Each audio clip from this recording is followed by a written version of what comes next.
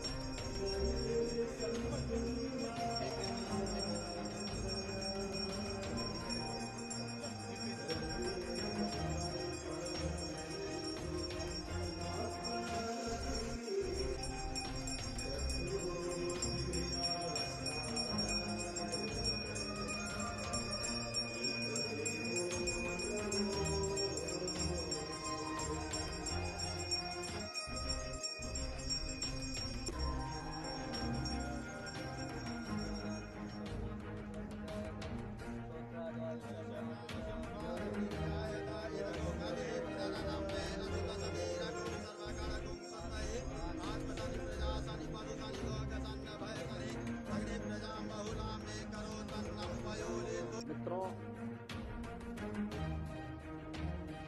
ये मेरा सौभाग्य है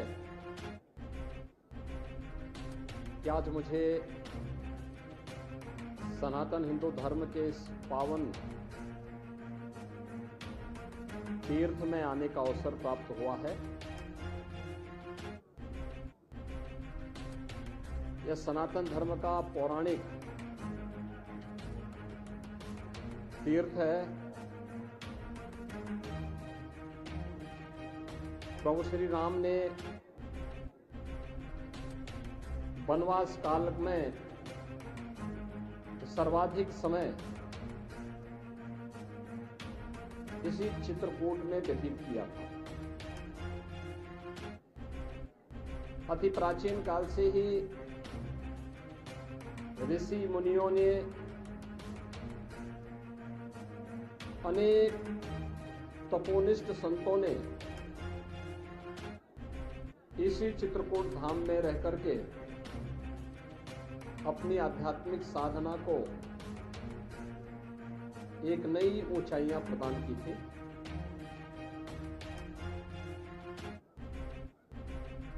और आज हमारा सौभाग्य है कि इस चित्रकूट धाम के लिए कुछ करने का सौभाग्य हमारी सरकार को, डबल इंजन की भारतीय जनता पार्टी की सरकार को पूज्य संतों के सानिध्य में प्राप्त हुआ है। आज मैं मध्याह्न में चित्रकूट धाम पहुंचा हूं। समीक्षा बैठक, जनप्रतिनिधि और पदाधिकारियों के साथ बैठक के बाद एक दो कार्यों का निरीक्षण करने के उपरांत मुझे यहाँ पे राम घाट पर मां मंदाकिनी के सानिध्य में पूजन और दर्शन करने का सौभाग्य प्राप्त हुआ है।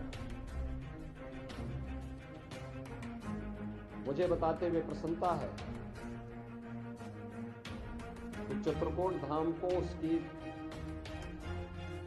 पौराणिक और ऐतिहासिक पहचान दिलाने के लिए हमारी सरकार पूरी तरह प्रतिबद्ध है। यहां पर मां मंदाकिनी की स्वच्छता और अविरलता को लेकर के किए जाने वाले प्रयास हो या राम घाट के सुंदरीकरण को लेकर, सरकार ने पहले ही इसको लिए पैसा उपलब्ध करवा दिया है। चित्रकूट न केवल आध्यात्मिक और सांस्कृतिक विकास के नए सोपान को छुए, बल्कि भौतिक विकास के भी अच्छे कार्य यहाँ पर हों, देश और दुनिया की कनेक्टिविटी अच्छी हो, एयरपोर्ट यहाँ पे बन के तैयार है। अभी 19 सीटर का विमान यहाँ पे सप्ताह में 4 दिन आता है और हम उस एयरपोर्ट को थोड़ा लंबा बना रहे हैं जिससे इसमें बड़े विमान भी उतर सके। बड़े विमान करने का मतलब दिल्ली से, लखनऊ से, अयोध्या से, वाराणसी से और देश के अन्य भागों से वायु सेवा सीधे चित्रकूट से जुड़ेगी।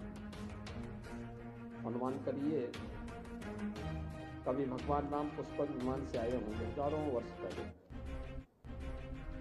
लंका पर विजय प्राप्त करने के उपरांत, और हजारों वर्षों के बाद अब यह अवसर आया है जब चित्रकूट वासियों को, उत्तर प्रदेश और मध्य प्रदेश वासियों को एक साथ इस ऐतिहासिक स्थल से, इस पौराणिक स्थल से वायु सेवा का आनंद भी प्राप्त होगा।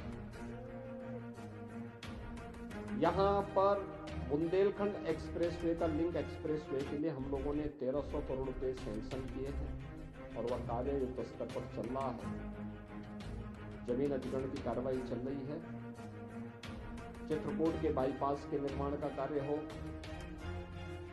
या फिर चित्रकूट से जुड़े हुए उन पौराणिक और ऐतिहासिक स्थलों का, चाहे वह लालापुर भगवान महर्षि वाल्मीकि जी की पावन जन्मस्थली के सुंदरीकरण और उसका पुनरुद्धार के कार्यक्रम को आगे बढ़ाने का कार्य हो, या संत तुलसीदास जी के पावन जन्मस्थली की सुरक्षा और उसके सुंदरीकरण के कार्यक्रम को, इसको हमारी सरकार तेजी के साथ आगे बढ़ा रही है। यमुना नदी से तुलसीदास जी की जन्मस्थली की सुरक्षा के लिए भी पुख्ता व्यवस्था की जा रही है। मुझे बताते हुए प्रसन्नता है कि पिछले ही वर्ष हमारी सरकार ने जगत गुरु रामभद्राचार्य विश्वविद्यालय, जो जगत गुरु रामानंदाचार्य पूज्य स्वामी रामभद्राचार्य जी के द्वारा स्थापित किया गया है, उसका राजकीयकरण किया है।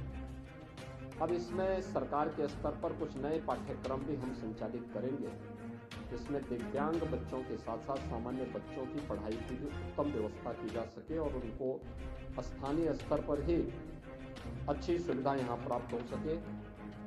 डिफेंस कॉरिडोर, इंडस्ट्रियल कॉरिडोर, पवित्र कामदगिरी परिक्रमा के लिए, इसके अलावा यहाँ पर आध्यात्मिक और धार्मिक पर्यटन के साथ साथ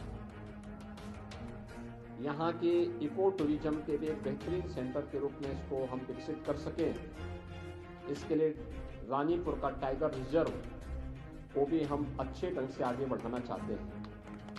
आज जब मैं यहाँ पे चित्रकूट आ रहा था तो मैं देख रहा था मंदाकिनी नदी में एक पुल है, सामान्य पुल है, बहुत पुराना।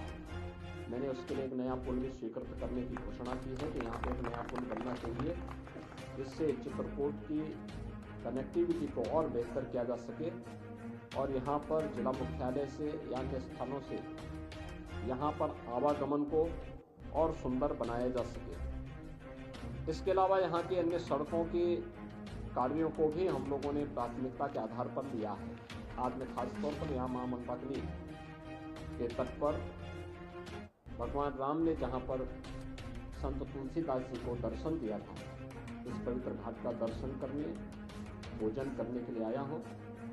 मुझे विश्वास है कि बहुत शीघ्र चित्रकूट को बहुत कुछ यहाँ के भौतिक विकास के लिए, आध्यात्मिक उन्नयन के लिए प्राप्त होगा। आप सबसे मिलकर के मुझे बहुत अच्छा लगा। आप सबका मैं एक बार फिर से हृदय से अभिनंदन करता हूँ, पूज्य संतों का हृदय से अभिनंदन करता हूँ। बहुत बहुत धन्यवाद। जय जय श्री राम।